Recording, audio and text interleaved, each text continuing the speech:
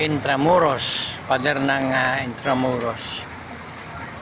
Ang tapat nito, DOL, Department of Labor and Employment.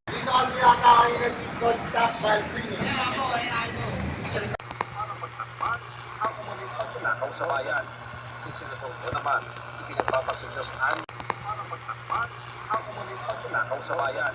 Sisinutong mo naman, ipinagpapasinyosaan niya ang lahat, pero ginit niyang wala naman anya siyang nilalabag na anumang batas ng tao o batas ng Diyos. Hindi naman anya niya naging trabaho kailanman ang mga police matter. Pero sabi ng PNP, wala pa silang natatanggap na opisyal na komunikasyon o direktiba ukol sa umano'y ICC warrant. Ito rin ang sinabi ni DILG Secretary John Vic Remulla. Wala pa ako nakita. Baka sabog siya nung narinig. Okay, so pag-usapan po natin yung pag-preventively suspend kay Senator Jinggoy Estrada ng Sandigan Bayan for 90 days. So yung pinaka-main issue po talaga natin is whether or not maka-apekto po ba to sa voting requirement dun sa impeachment conviction ni VP Sara. Kung bababa ba, kung hindi na ba 16 talaga because of this. Kasi yung nakikita ko pong argument na since hindi na daw po functional senator si Senator Jinggoy at si Senator Bato kasi hindi na sila uma-attend sa Senate sessions or hindi sila maka-attend. Therefore, dapat daw babaan na yung voting requirement kasi hindi na nga daw po sila functional senator. So basically, explain ko po sa inyo kung paano ba talaga yung interpretation of all members na requirement, kung whether or not parehas ba yun sa majority of all functioning senators na voting requirement. Okay, so good day po to all of you, my fellow taong bayan, mga kasimor, at yan po ang discussion natin for today.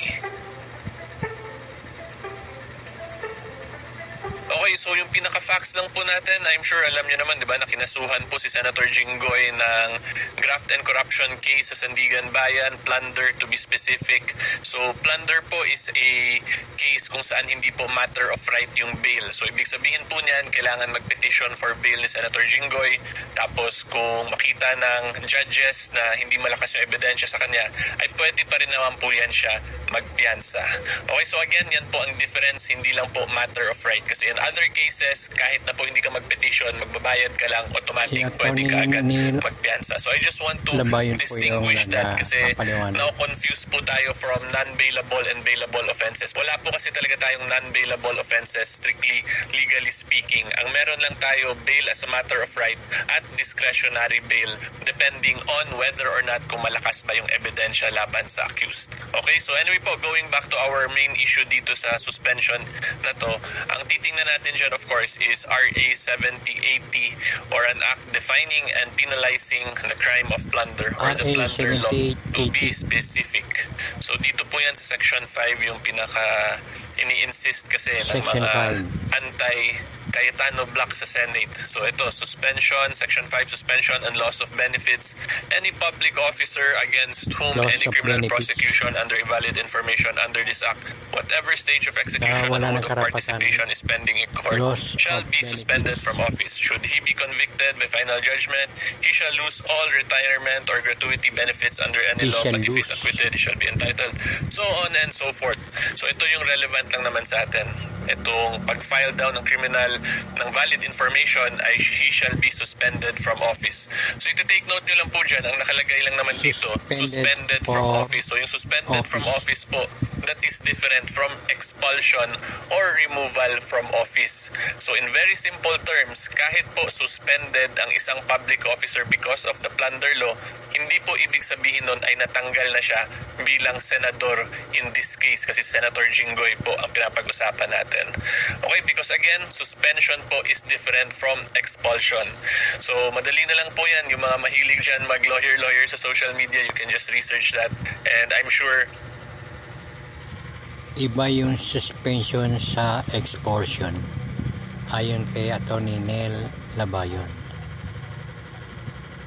Kayo po ay nakikinig sa Danilo Dizon 2.0 sa YouTube channel. Pakiclick po yung kamay sa baba ng video at yung aking larawan, lalabas yung share, pakipindot na rin.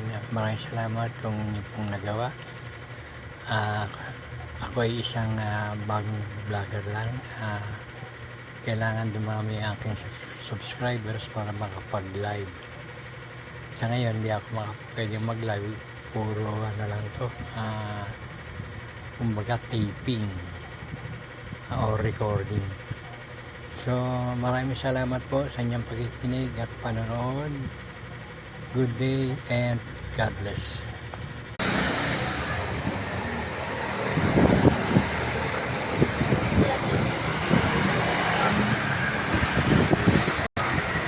Ito yung pasokan ng mga sakyan galing ng Burgos, galing ng City Hall. Pupunta ka ng labor, diyan ka lalabas. Matibay pa yung yung itinayo ng panahon ng Hapon, Intramuros. Dito nagtago yung mga Amerikano noon. Yung mga Amerikano, nahanap sila ng Hapon.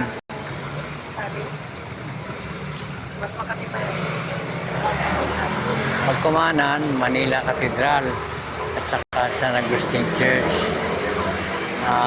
Yung pagkumanan dito, General Luna Street. Sa kaliwa, Rizal Park. Pag lumabas ka dyan, sa ilalim na yan, papuntang Rizal Park. Dito naman, pamantasan, lungsod ng Maynila. Eskwelahan, katabi lang ng DOL, Department of Labor and Employment. Baka nakakuha ng top 6. Ano mo yung top 6? 100% passing rate.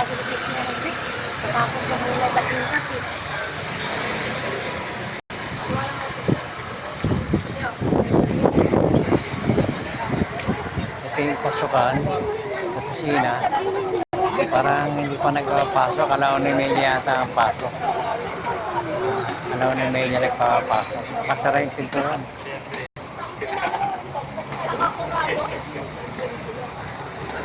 Bukas na.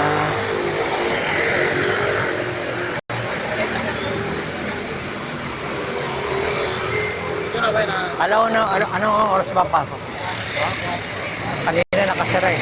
Baka ngayon bukas na, alaw na. Bakit sila hindi mo tinanong sila anong kinukuha nila? Baka may hinihintay lang yan eh. Baka may hinihintay lang sa loob. Sinamahan na siguro. Bukas na yung pinto.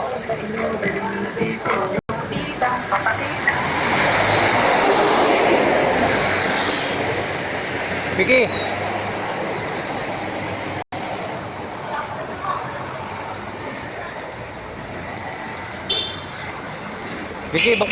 Vicky, bukas na. Pasok ka na.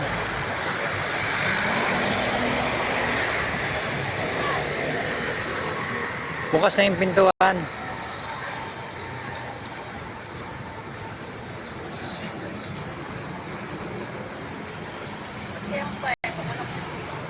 Ayun, tinanongan natin ha.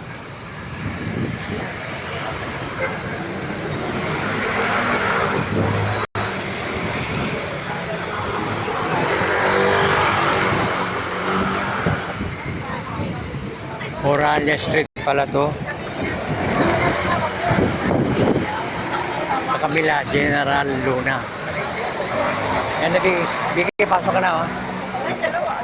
Oo na. Sige na. Buksan mo lang. Ikutin mo.